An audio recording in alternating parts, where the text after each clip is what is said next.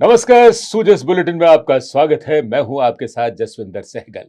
एक नजर हेडलाइंस पर। National federation of state cooperative banks की बैठक। कृषि मंत्री ने कहा, किसानों को 1.5 लाख रुपए का ब्याज मुक्त ऋण उपलब्ध करवा रही राज्य सरकार। सड़कों का जाल बिछाने में अग्रणी राजस्थान। मुख्यमंत्री ने जोधपुर में शेरे राजस्थान भैरव सिंह शेखावत ओवरब्रिज का किया लोकार्पण। मुख्यमंत्री चिरंजीवी स्वास्थ्य बीमा योजना में पंजीकृत लाभार्थी परिवारों की संख्या 1,45,00,000 के पार। जोधपुर के अमनदीप को निशुल्क इलाज से मिली आवाज। जयपुर में देश भर के राज्य सहकारी बैंकों के शीर्ष संगठन national federation of state cooperative banks limited की कॉन्फ्रेंस आयोजित की गई। इसमें राज्य सहकारी बैंकों के डेलीगेट्स ने हिस्सा लिया। इस अवसर पर कृषि और पशुपालन मंत्री श्री लालचंद कटारिया ने कहा कि राज्य सरकार द्वारा प्रदेश के किसानों को 1,50,000 रुपए का ब्याज मुक्त ऋण उपलब्ध करवाया जा रहा है। किसानों के कल्याण और सहकारी संस्थाओं को मजबूत बनाकर कृषि और ग्रामीण विकास के लिए राज्य सरकार काम कर रही है।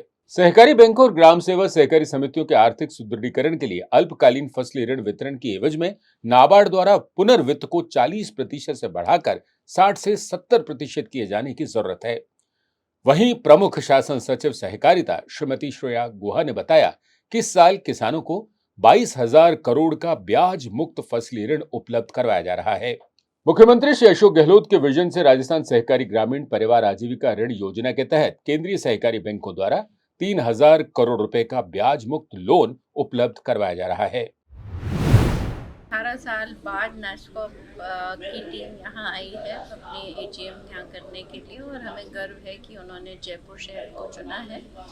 और आज यहाँ जो सहकारी बैंक है नेस्कॉप पूरे देश की ऐसी संस्था है, एक फेडरेशन है जिसमें हर स्टेट का जो स्टेट कोऑपरेटिव बैंक है वो उसका सदस्य होता है। तो हर साल ये एजीएम होती है जहाँ पे सुझाव लिए जाते हैं, विचार किया जाता है कि सभी जो सहकारी बैंक हैं, जो क्रेडिट स्ट्रक्चर है उसमें जो समस्याएं आ रही हैं उसका कैसे सुधार किया जाए, सुदृढ़ किया जाए, उन बातों पर और विचार करके और आगे वो भारत सरकार में वित्त मंत्रालय या सहकारिता मंत्रालय के सामने जो पक्ष रखना होता है वो रखा जाता है। तो बहुत राजस्थान के लिए न केवल एक गर्व का विषय है, पर ये एक अच्छा एक्सपोजर भी हमारे लिए है, क्योंकि जितने अलग अलग प्रांतों से, अलग स्टेट से जो चेयरमैन और एमडी साहिबान आए हैं वो हमारे जो पलसाना जीएसएस है वहाँ हम लेके जाएंगे। तो हमारे ग्राउंड में जो सोसाइटीज़ क्या काम करती हैं वो भी वो देखेंगे, उसका प्रचार होगा।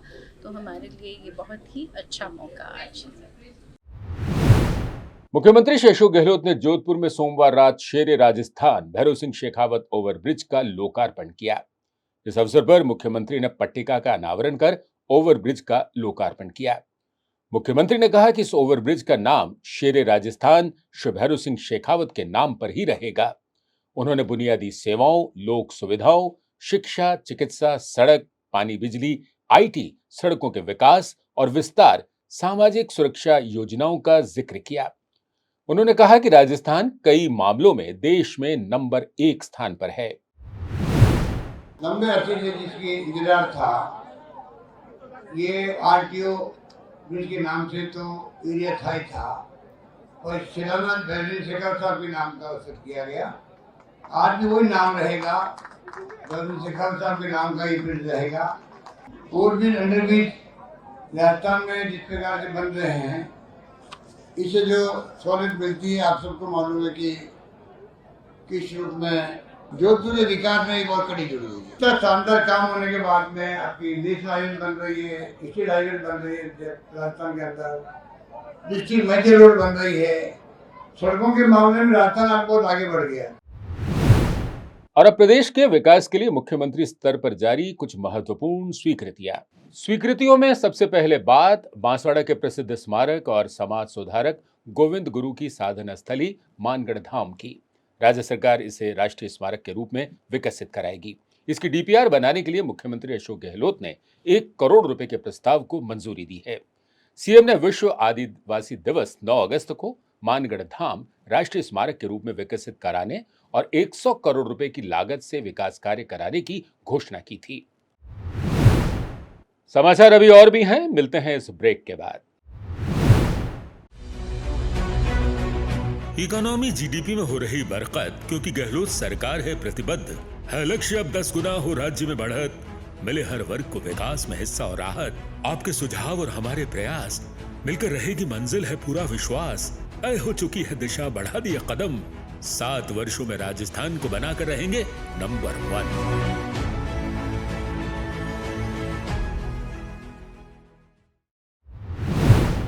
प्रदेश में विभिन्न श्रेणी की 11 नई अदालतें खोली जाएंगी। इनमें खाजूवाला और बालेसर में ADJ court, Marwar junction, Bagidora, Sikri और जोबनेर में सीनियर सीजेएम, शिव, खींवसर और सिणधरी में सिविल अदालत, किशनगढ़ में विशेष न्यायिक मजिस्ट्रेट और श्रीगंगानगर में वाणिज्यिक अदालत शामिल हैं। इसके लिए पीठासीन अधिकारियों के 11 पदों सहित कुल 119 नए पद बनाए जाएंगे। इनके भवन निर्माण के लिए प्रति अदालत 2,97,00,000 रुपए मंजूर किए गए हैं। प्रदेश में इस महीने के अंत तक काम कर रहे 350 अस्थायी जूनियर रेजिडेंट्स का कार्यकाल भी 6 महीने के लिए बढ़ा दिया गया है।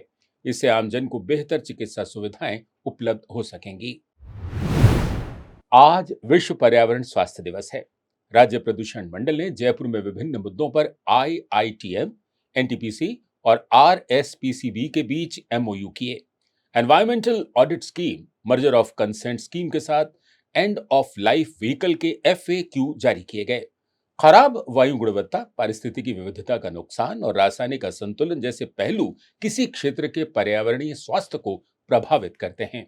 ऐसे में पर्यावरण स्वास्थ्य की उचित देखभाल से ही मानव स्वास्थ्य की देखभाल संभव हो पाती है। राजस्थान सरकार बालिका शिक्षा को बढ़ावा देने के लिए कई कदम उठा रही है। मेधावी छात्राओं को राजकीय विद्यालयों में कक्षा 9 से 12वीं तक नियमित छात्रा के रूप में प्रवेश लेकर अध्ययन करने के लिए प्रेरित किया जा रहा है।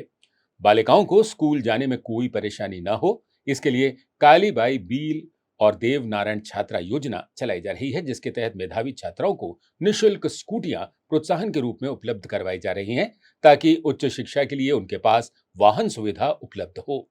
आर्थिक रूप से कमजोर और पिछड़े वर्ग की बालिकाएं जिन्होंने 12वीं कक्षा में 75% से अधिक अंक हासिल किए हैं, वे इस योजना की पात्र हैं। राज्य सरकार ने स्कूटियों की संख्या बढ़ाकर 30,000 कर दी है। मुख्यमंत्री चिरंजीवी स्वास्थ्य बीमा योजना की बदौलत आज प्रदेशवासी महंगे से महंगे इलाज की चिंता से मुक्त हो गए हैं। योजना में पंजीकृत लाभार्थी परिवारों की संख्या 1,45,00,000 के पार पहुंच गई है। योजना के जरिए प्रदेशवासियों को नया जीवन मिल रहा है। कैसे जोधपुर के अमनदीप का चिरंजीवी योजना में हुआ निःशुल्क इलाज और कैसे मिली उन्हें उनकी आवाज, आप भी देखिए इस रिपोर्ट में।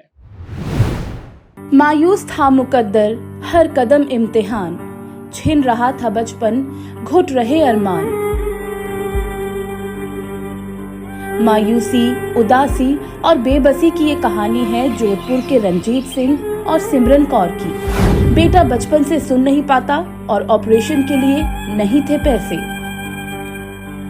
मेरा नाम रंजीत सिंह है, ये मेरी पत्नी सिमरन कौर और ये मेरा बच्चा मनदीप सिंह। अभी जब इसका जन्म हुआ था तब हमें मालूम पड़ा कि इसको सुनाई नहीं देता है। फिर हमने डॉक्टर से संपर्क किया तो हमें मालूम पड़ा कि इसको कॉक्लियर इम्प्लांट की ज़रूरत है।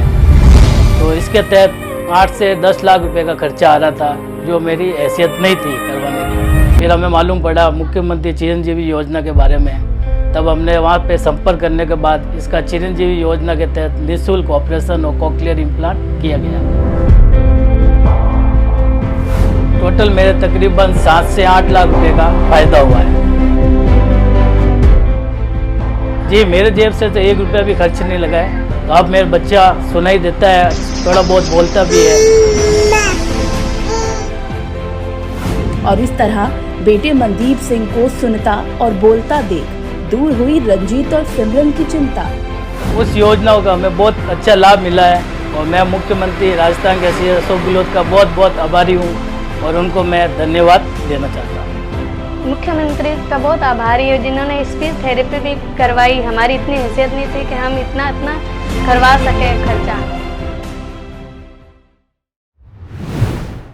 तो ये तो थे आज के समाचार। मिलते हैं फिर, तब तक के लिए नमस्कार।